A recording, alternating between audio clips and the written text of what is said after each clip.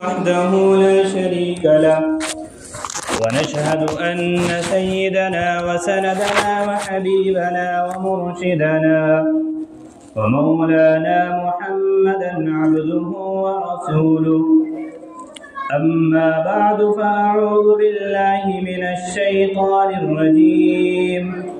بسم الله الرحمن الرحيم. وما خلقت الجن والإنس إلا ليعبدون. صدق اللہ العظیم. درود شریف پڑھ لیجئے. اللہم صل علی سیدنا محمد وعلى آل سيدنا محمد وبارك وسلم. اللهم صل على سيدنا محمد وعلى آل سيدنا محمد وبارك وسلم.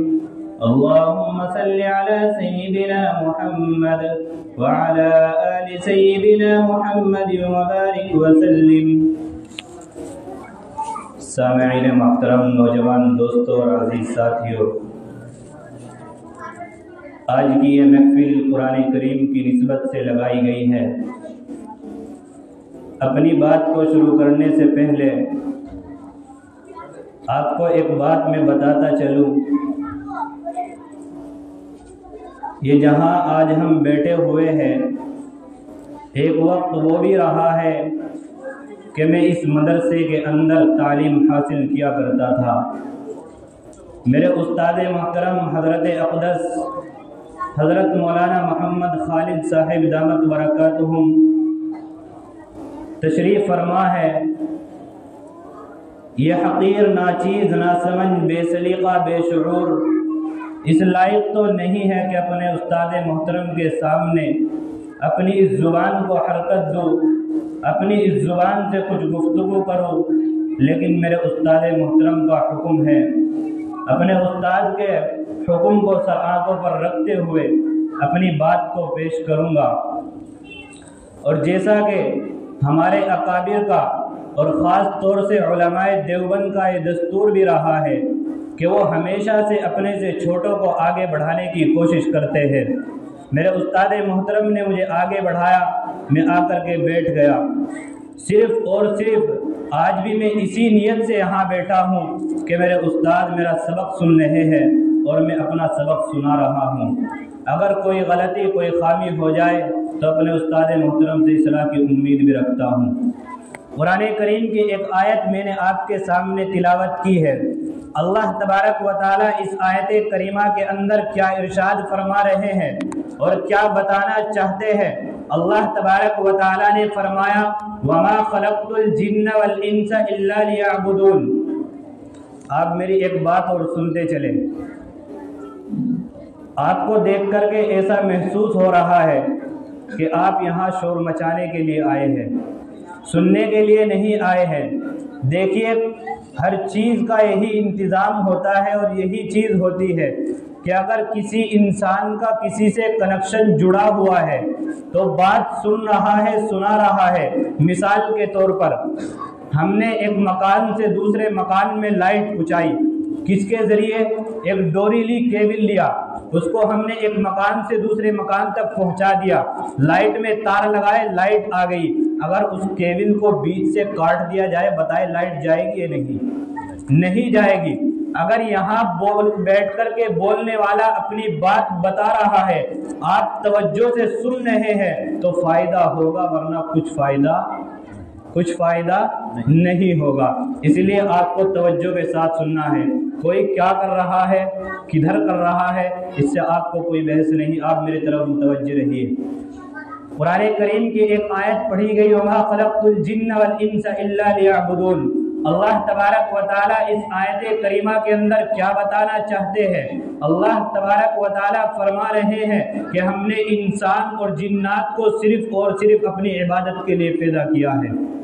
کس چیز کے لیے پیدا کیا ہے؟ میرے ساتھ بولتے رہیے تاکہ مجھے لگے کہ آپ سن رہے ہیں. کس چیز کے لیے پیدا کیا ہے؟ अपनी इबादत के लिए पैदा किया है। अल्लाह तबारक व तआला ने हमें जिंदगी दी है।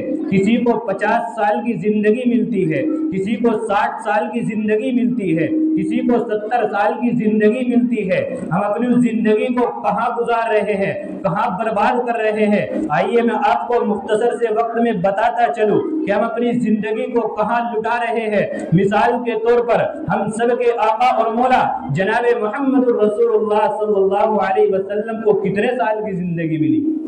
कितने साल की जिंदगी मिली? 63 साल की जिंदगी मिली। मिसाल के तौर पर अल्लाह तबारक व तआला ने हमें भी 63 साल की जिंदगी दी और कुरान करीम के अंदर कह दिया, वमा खलक़तुल जिन्न वल इंसा इल्ला लियअबुदून, कि हमने तुम्हें सिर्फ और सिर्फ अपनी इबादत के लिए पैदा किया है। लेकिन हम इन 63 साल को कहाँ गुजार रहे हैं? आप इस 63 में से 3 हिस्से कर लीजिए, 20 और 20, 40 और 20, 60, बचे 3, एक एक डाल दीजिए, 21 और 21, 21 हो गए।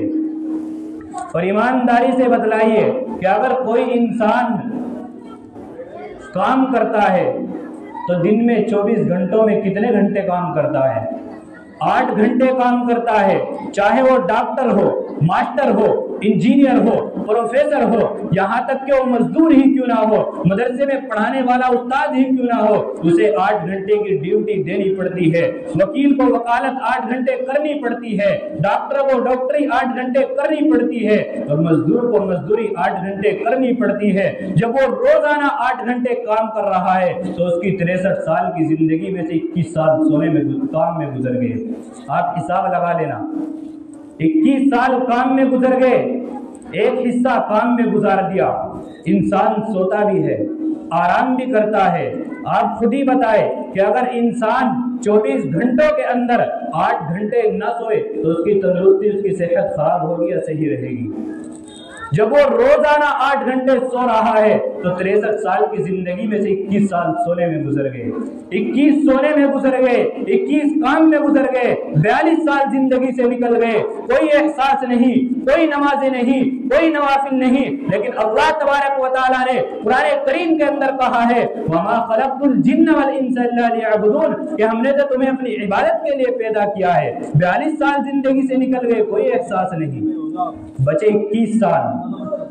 इतना बच्चा नाबालिगी की हालत में रहता है, घर वाले भी नमाज पढ़ने का हुक्म नहीं करते, वालिदैन भी नमाज पढ़ने का हुक्म नहीं करते।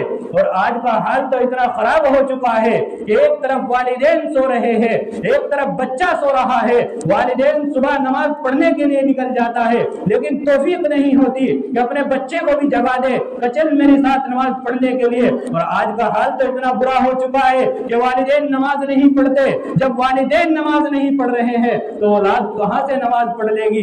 फिर आते हैं इन मौलवियों के पास, फिर आते हैं हाफिजियों के पास और आकर के कहते हैं कि मौलवी साहब कोई तावीज दे दीजिए, इमाम साहब कोई तावीज दे दीजिए, मेरी औलाद नाफरमान हो चुकी है, बात नहीं मानती। कहां से मान लेगी जब आपने उसकी इस्लाह ही नहीं की है, आपने उसको कुरान करीम की तालीम नहीं दी?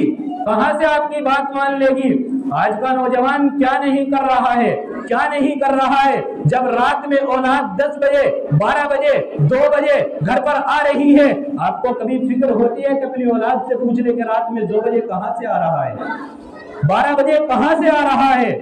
मोबाइल चलाता है 2 बजे तक, 3 बजे तक, 4 बजे तक। और अगर ये भी कह दूं तो कोई मुबालगा नहीं, पूरी रात मोबाइल देख रहा है और फिर कहते हैं कि हमारी औलाद नाफरमान हो रही है। आपको चाहिए कि आपकी औलाद अगर मोबाइल देख रही है, आपकी औलाद के पास बड़ा मोबाइल है, तो आपको चाहिए कि कम अज कम 1 हफ्ते में अपनी औलाद का मोबाइल चेक कीजिए कि आप इसके अंदर देखते क्या है, आप इसमें चलाते क्या है। आज मोबाइल में क्या नहीं हो रहा है? सट्टा मोबाइल में खेला जा रहा है, जुआ मोबाइल में खेला जा रहा है, सारे काम आज मोबाइल में हो रहे हैं और फिर कहते हैं कि हमारी औलाद नाफरमान हो रही है।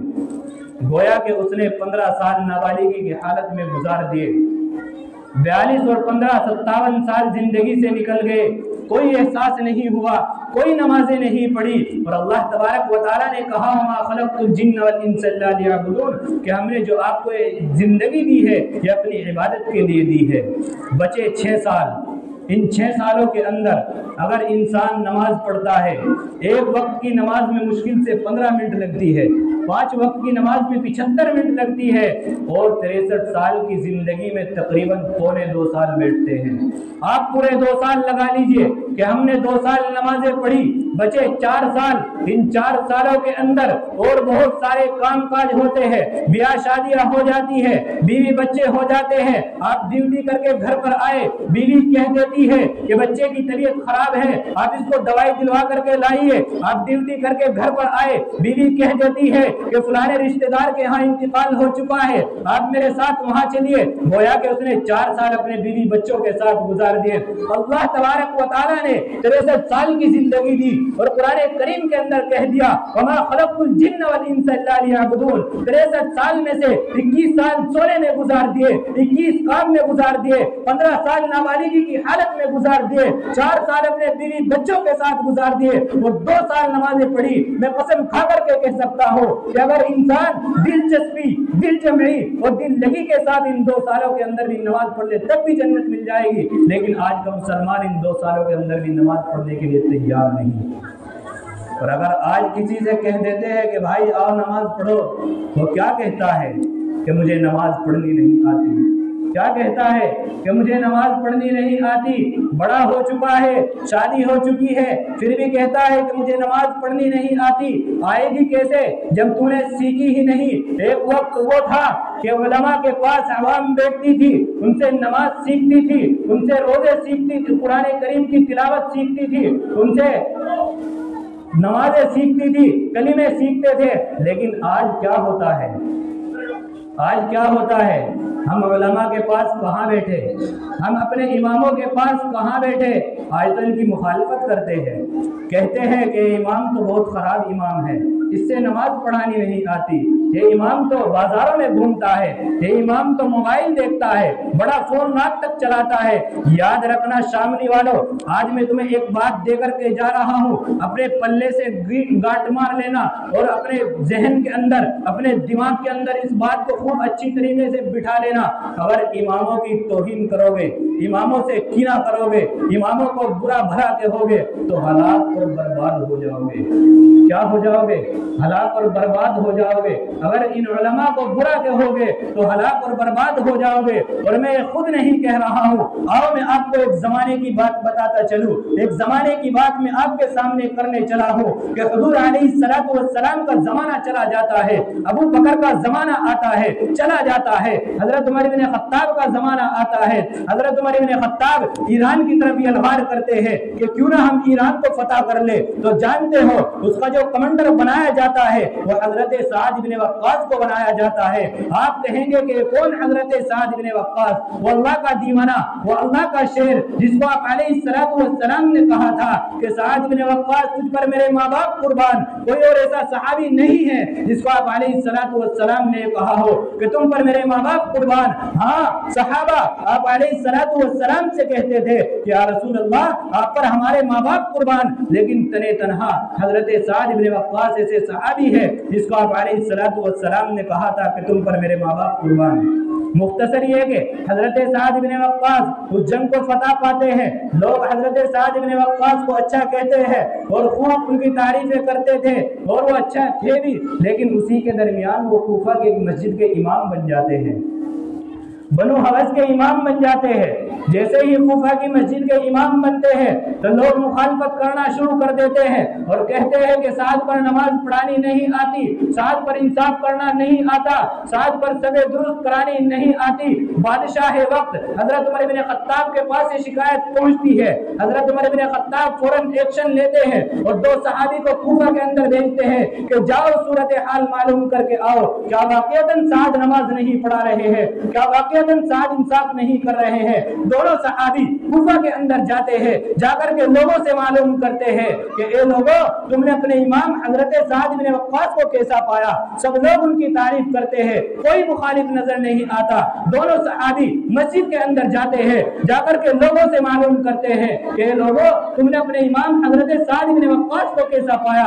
سب لوگ ان کی تعریف کرتے ہیں۔ تو اسی مجمع سے ایک بوڑھا شخص کھڑا ہوتا ہے اور کہتا ہے کہ امام صاحب پر نماز पढ़ानी नहीं आती, साद इब्न वक्कास पर सफे दुरुस्त करानी नहीं आती।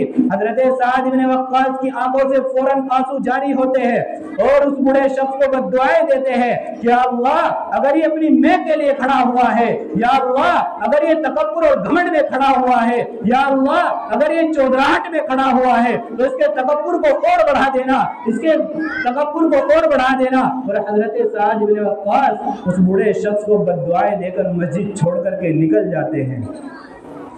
अरे इन उलमाओं पर इल्जाम लगाने वालों, कान खोल करके सुनो।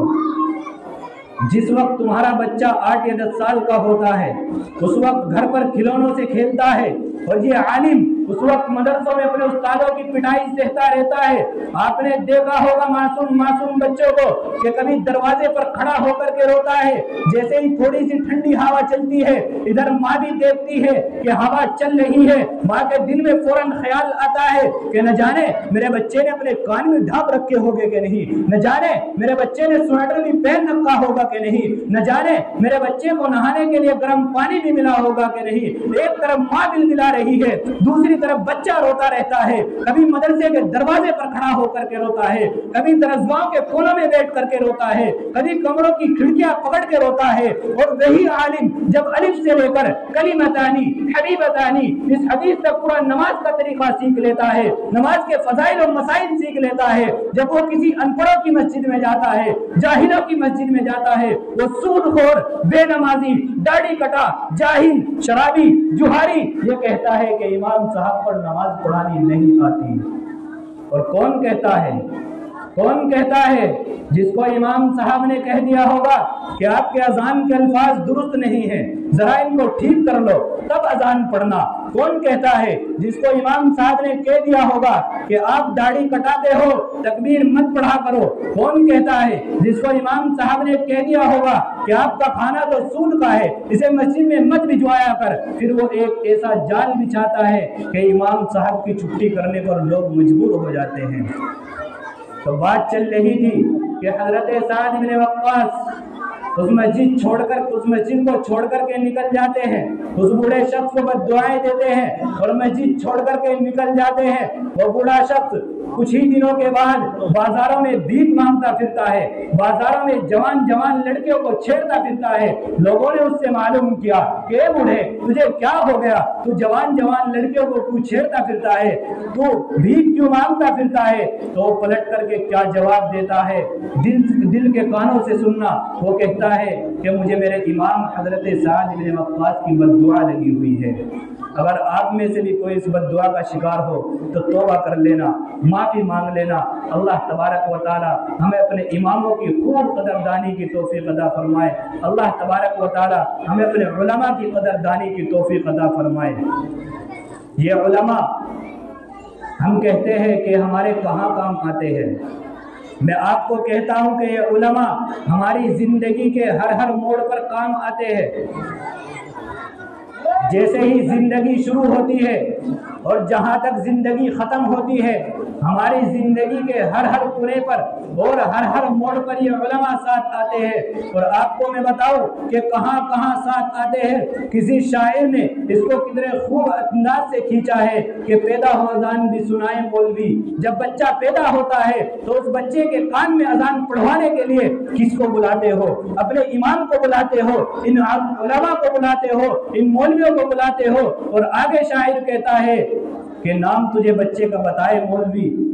जब बच्चे का नाम रखना होता है उसके मानी पूछने होते हैं और फिर अपने मौलवियों के पास जाते हैं, फिर अपने उलमा के पास जाते हैं कि मौलवी साहब बच्चे का नाम रखना है, कैसा नाम रखे? ये नाम हमने रखा है, इसके मानी बता दीजिए। तो कौन काम आया? मेरे साथ बोले, कौन काम आया?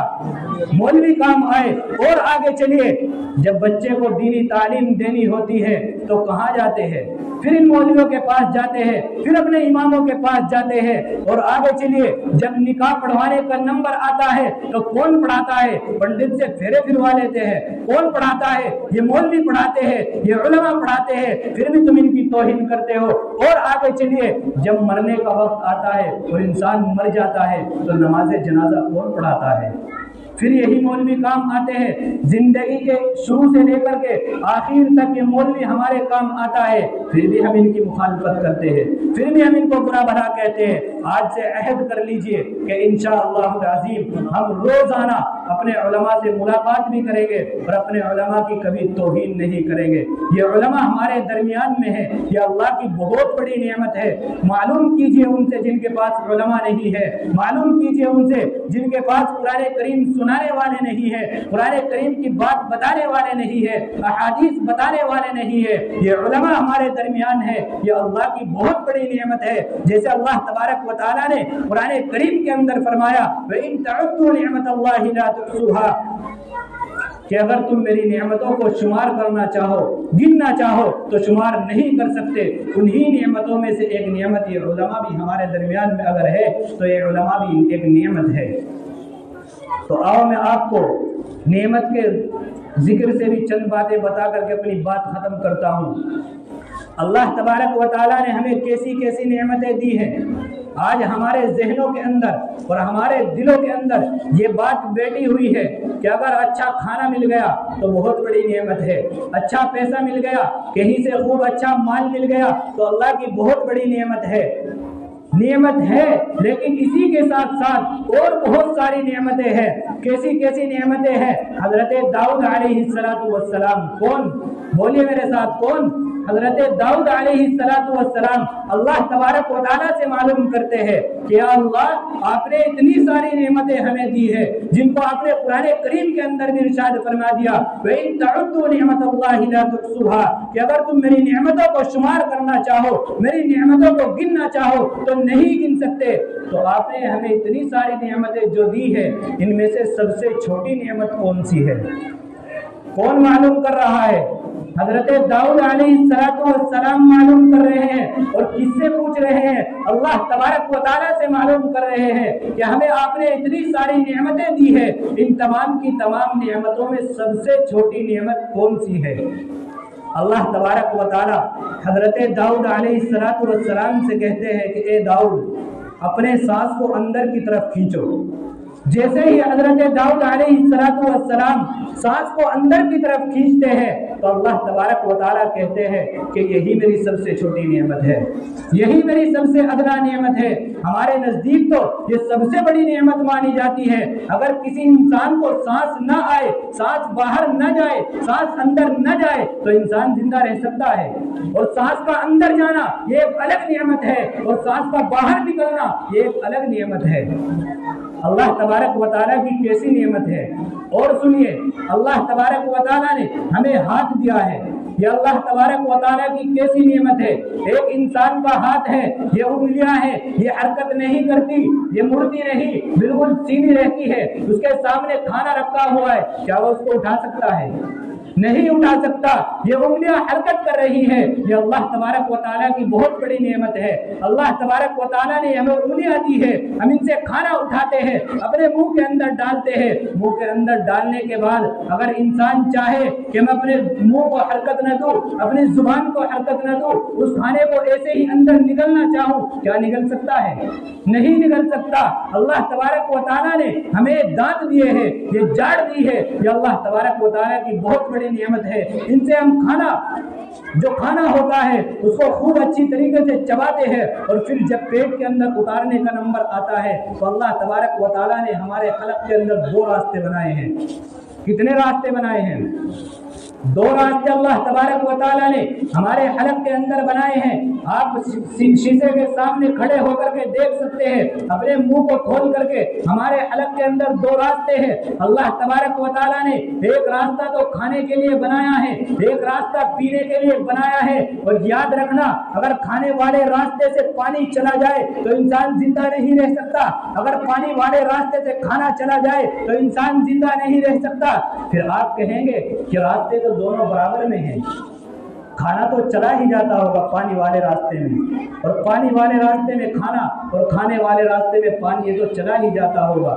نہیں جاتا تو کون ہے، کیا چیز ہے جو اس کو روک کر کے رکھتی ہے؟ جب انسان کھانا کھاتا ہے تو پانی والے راستے پر کون سی چیز ہے جو ایسی چیز ہے کہ وہ وہاں رک کر کے کھڑی ہو جاتی ہے، وہ کھانا پانی اپنے راستہ میں پہنچاتی ہے؟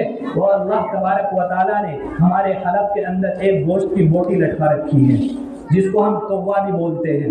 جب انسان پانی پیتا ہے تو وہ کھانے والے راستے پر چپک جاتی ہے، اور کیسی چپکتی ہے کہ اس سے کھانا نہیں جانے دیتی۔ پانی والے راستے میں کھانا نہیں اور کھانے والے راستے میں پانی نہیں جانے دیتی۔ جب اللہ تبارک و تعالیٰ نے ایسی نعمت ہمیں دی، ہم نے اس کھانے کو اندر پہنچا لیا، اور پہنچانے کے بعد جب پیٹ کے اندر وہ کھانا چلا گیا، اب پیٹ کے اندر جانے کے بعد وہ کتنی دیر کے اندر ہضم ہو رہا ہے؟ آپ نے کھایا 10 منٹ کے بعد، 15 منٹ کے بعد وہ کھانا ہضم ہو جاتا ہے۔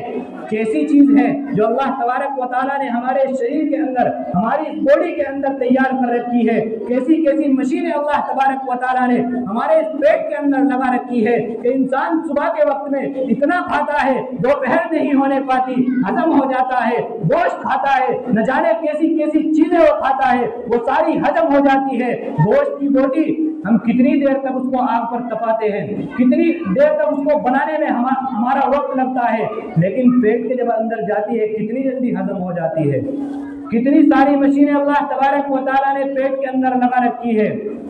یاد رکھنا، اگر اللہ تبارک و تعالیٰ ان تمام کی تمام مشینوں کو بند کر دے، یہ لیور، یہ گردے، یہ پھیپھڑے، تمام کی تمام مشینوں کو اللہ تبارک و تعالیٰ اگر بند کر دے، تو امام قیم جوزی علیہ الرحمہ لکھتے ہیں، بند ہونے کے بعد اگر کوئی انسان ایک چھوٹی سی گوشت کی بوٹی اپنے پیٹ کے اندر اتار لے تو یاد رکھنا 50 سال کے اندر جا کر کے ہضم ہوگی۔ کتنے سال کے اندر؟ 50 سال کے اندر جا کر کے ہضم ہوگی ایک چھوٹی سی گوشت کی بوٹی۔ یا اللہ تبارک و تعالیٰ نے ہمارے پیٹ کے اندر اتنی مشینیں لگائے ہیں، چاہے اللہ کی نعمت نہیں ہے، چاہے اللہ کی نعمت نہیں ہے؟ جب یہ اللہ کی نعمت ہے تو اللہ کا شکر ادا کیوں نہیں کرتے؟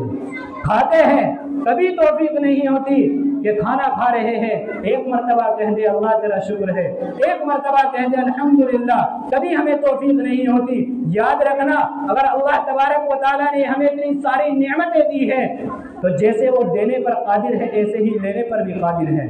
اللہ تبارک و تعالیٰ نے قرآن کریم کے اندر فرما دیا لئن شکرتم لأزیدنکم ولئن کفرتم ان عذابی لشدید، کہ اگر تم میری نعمتوں کا شکر ادا کرو گے تو میں تمہیں اور زیادہ دوں گا، اور اگر نافرمانی کرو گے تو سخت عذاب میں مبتلا کر دوں گا۔ اگر اللہ تبارک و تعالیٰ نے آپ کو مال دیا ہے، آپ کو اولاد دی ہے، اللہ تبارک و تعالیٰ نے تمام چیزوں سے آپ کو مہیا کر دیا ہے، تو آپ کو تکبر کرنے کی ضرورت نہیں، آپ کو اترانے کی ضرورت نہیں۔ یہ بات ہمیشہ ہمارے ذہن کے اندر ہونی چاہیے کہ اللہ تبارک و تعالیٰ جیسے دینے پر قادر ہے ایسے ہی لینے پر بھی قادر ہے۔ اگر وہ چاہے تو صبح کے وقت میں بادشاہ بنا دے، اور اگر وہ چاہے تو شام کے وقت میں اس کو فقیر بنا سکتا ہے۔ اور اگر آپ کو یقین نہیں آتا تو اصفہان کے اندر کا ایک واقعہ سناتا ہوں میں آپ کو، اور اس واقعے کو سنا کر کے اپنی بات کو ختم کرتا ہوں۔ اصفہان کے اندر ایک بہت بڑا رئیس آدمی رہتا تھا، بہت بڑا مالدار تھا۔ اللہ تبارک و تعالیٰ نے تمام کی تمام چیزیں اس کو دے رکھی تھی، اچھا خاصا مال اس کے پاس تھا، بڑا مکان اس کے پاس تھا، بیوی بچے اس کے پاس تھے، تمام کی تمام چیزیں اس کے پاس تھی۔ ایک مرتبہ کی بات ہے کہ وہ اپنی بیوی کے ساتھ بیٹھا ہوا دسترخوان پر کھانا کھا رہا ہے، بیوی بھی بیٹھی ہوئی ہے، کھانا بھی بیوی بھی بیٹھی ہوئی ہے، وہ خود بھی بیٹھا ہوا ہے، دسترخوان پر کھانا لگا ہوا ہے، بہت سارا کھانا دسترخوان پر لگا ہوا ہے۔ اسی دوران دروازے پر ایک فقیر آتا ہے، آ کر کے کنڈی کھٹکھٹاتا ہے اور کہتا ہے کہ اللہ کے واسطے مجھے کچھ کھانے کو دو۔ وہ رئیس آدمی، وہ مالدار آدمی اسی وقت اپنی بیوی سے کہتا ہے کہ اللہ کی بندی، اس پورے کے پورے دسترخوان کو اٹھا اور جا اس فقیر کی جھولی میں ڈال کر کے آ۔ وہ اس کی بیوی جب اس دسترخوان کو اٹھاتی ہے اور وہ دسترخوان لے کر کے دروازے پر پہنچتی ہے، دروازہ کھولتی ہے، اس شخص کو، اس فقیر کو جب وہ دیکھتی ہے، اس کی نظر اس کے اوپر پڑتی ہے تو بے ہوش ہو کر کے گر جاتی ہے، بے ہوش ہو کر کے گر جاتی ہے۔ جب اس کو ہوش آتا ہے، وہ رئیس آدمی، وہ مالدار آدمی اپنی اس بیوی سے معلوم کرتا ہے کہ مجھے بتا تو صحیح، اس فقیر کو دیکھ کر، اس غریب کو دیکھ کر، اس مسکین کو دیکھ کر کیسے بے ہوش ہو گئی تھی؟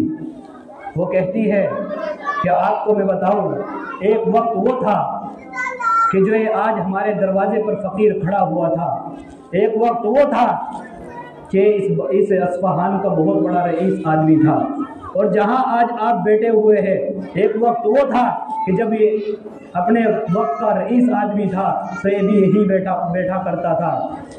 وہ کہتا ہے کہ ماجرا کیا ہے، یہ غریب کیسے ہوا؟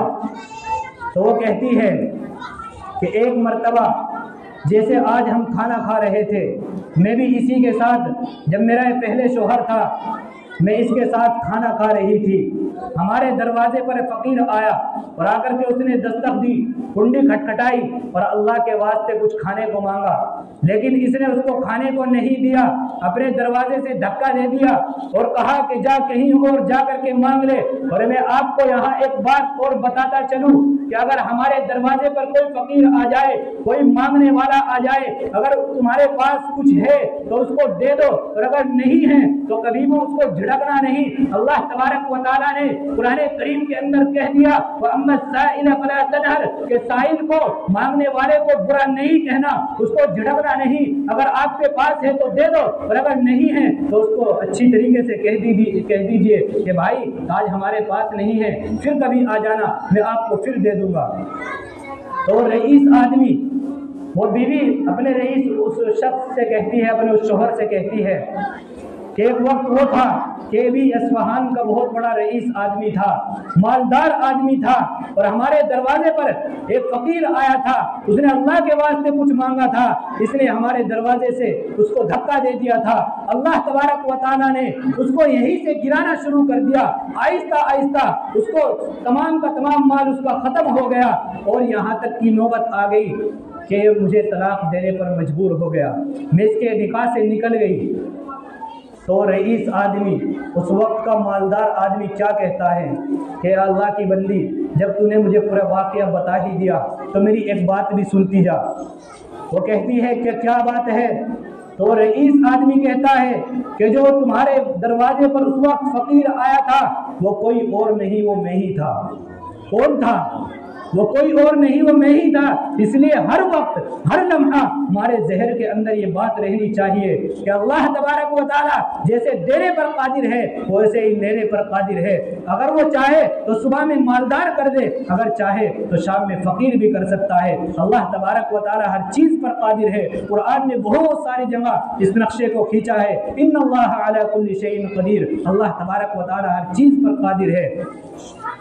اللہ تبارک و تعالیٰ سے دعا کرے کہ جو باتیں کہی گئی عمل کرنے کی توفیق عطا فرمائے۔ اگر کوئی بات غلط ذہن سے نکل گئی ہو تو آپ سے اصلاح کی امید رکھتا ہوں، اور اپنے اساتذہ کرام سے بھی اصلاح کی امید رکھتا ہوں۔ آمین و توفیق اللہ۔